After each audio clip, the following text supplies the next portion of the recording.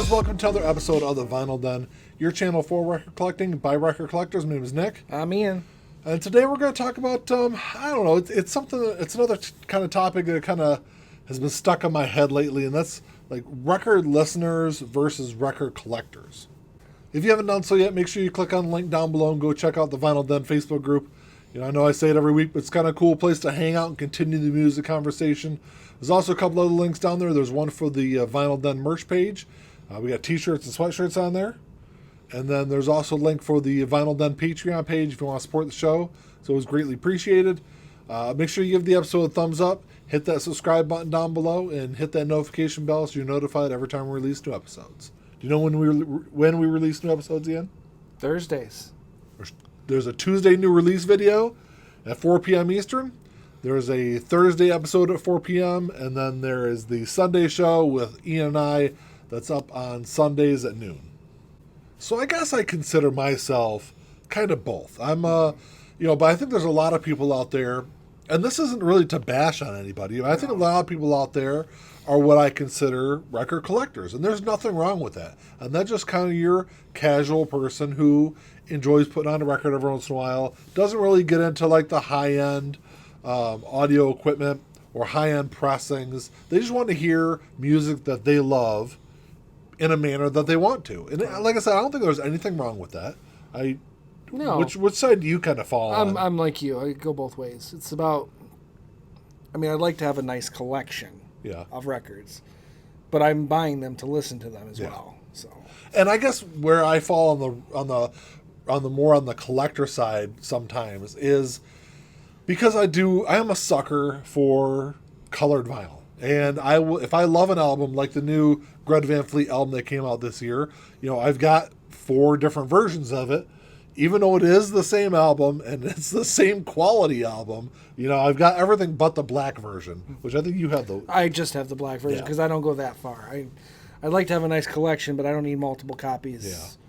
Yeah. There might be 1 or 2 or a few here and there that I might have multiple copies of, but as a rule, I just want to have a copy of the record. And that's why I think what kind of differentiates listeners versus collectors, because, Ian and I were recording an episode earlier, and when we were recording last week's episode, because we kind of record them in batches sometimes, but Ian was going through my records, and he's like, well, how many copies of Led Zeppelin 3 do you really need? Right. Because I have 4 copies of it. Yeah, 3 or 4. And there's different pressings. And, albums that I really love, like Dark Side of the Moon, do I really need 9 different pressings of it? On top of the 15 different versions of CD he has of it as well. I don't have 15 versions of it. I think I have 4. I think I got four different CD versions of it. But anyway, it's like that. And I'm a big Blink-182 fan. So I've got multiple copies of all the Blink-182's albums. I've got multiple copies, obviously, of the Black Sabbath albums because I've got the Super Deluxe box sets and the standard versions. I do have some older pressings of their stuff too. So I think that's kind of where I get into a little bit more of the collector side of it also. Obviously, if you guys follow me on Instagram or if you're part of the Vinyl Den Facebook group, you also see that I spin a lot of records and I post a lot of stuff on there too. So, I'm not somebody that just, I know because that's the kind of the hipster thing is, oh, well, you've got a record player, but do you actually listen to your records? Or you have a bunch of records and no record player would be the reverse of that. So I guess it's interesting. I guess I want to know where you guys think you fall on that, in one of those two, or if you kind of describe yourself in a different way. For me, I know sometimes I think sometimes it's a little bit more of the hunt. The fun of the hunt is something that kind of really draws me into trying to track down some of those older pressings, some of those rare albums, especially when it comes to my Pink Floyd collection. I've kind of gone back, even though I have all of the remastered albums, which in my opinion, those are probably the best sounding versions of those Pink Floyd albums. But yeah, I've gone back and I've bought original pressings of at least probably my top 5 or 6 albums of theirs, and maybe some other ones too. But yeah, do I really need 4 different versions of The Wall? No, but tracking down and hunting those versions were fun. I wanted an original U.S. pressing of the wall. When I came across an original Canadian pressing of it, which is something you don't see very often, I thought that'd be a great one to pick up too. So I guess that's kind of where I get the kind of collector's bug, which I've always been. I've always collected things.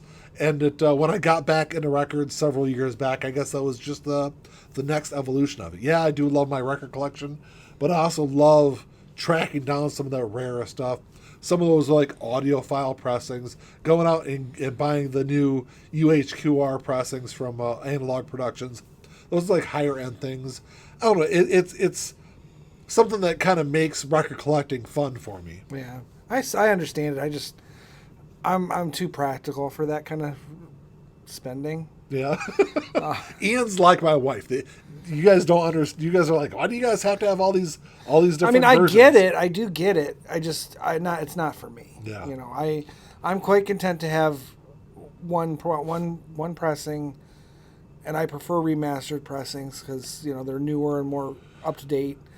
Generally speaking, I mean, there are exceptions to that, of course, but they typically have a better looking jacket. Right. They look better on the shelf, you know, right. things like that. And I'm getting them new, and I can maintain them the way I want to maintain them, so that they don't look beat up 10, 15, 20 years from now. Yeah, and I think a lot of record collectors kind of fall on your side. Most likely, where you know they're just interested in checking out the music and listening to something good. You know, and it just you know, it's an interesting to kind of look at both sides of it.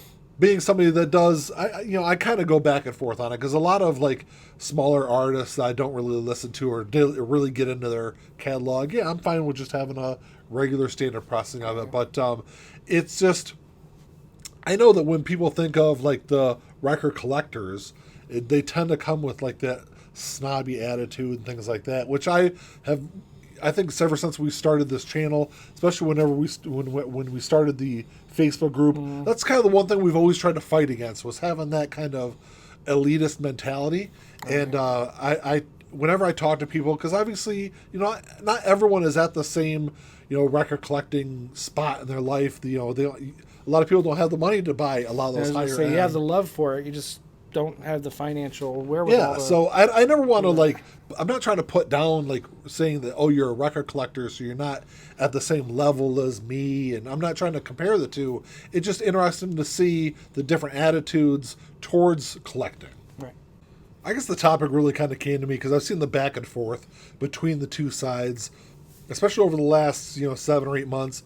Ever since we kind of started the Facebook group, and I've seen interactions, not really in our Facebook group, but in other groups out there. I've seen the interactions between the record collectors and the record maybe elitists out there.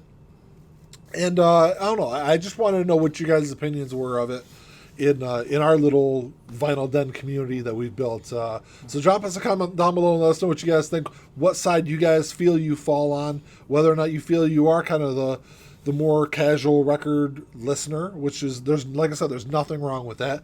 Or if you do kind of get into the more collector side of it, and like I said, tracking down those rare and high fidelity pressings kind of give you the thrill and make it more interesting to you. Yeah, so no judgments either way. No, not at all. I'm always interested in the comments down below, having that conversation with you guys. So I don't know. Let us know what you guys think. Well, that's all we got for you today, guys. Thanks for checking the show out. Like I said before, drop us a comment, let us know what you guys think. If you enjoyed the episode, give us the old thumbs up. Hit that subscribe button down below. Hit the notification bell. You're supposed to do the bell.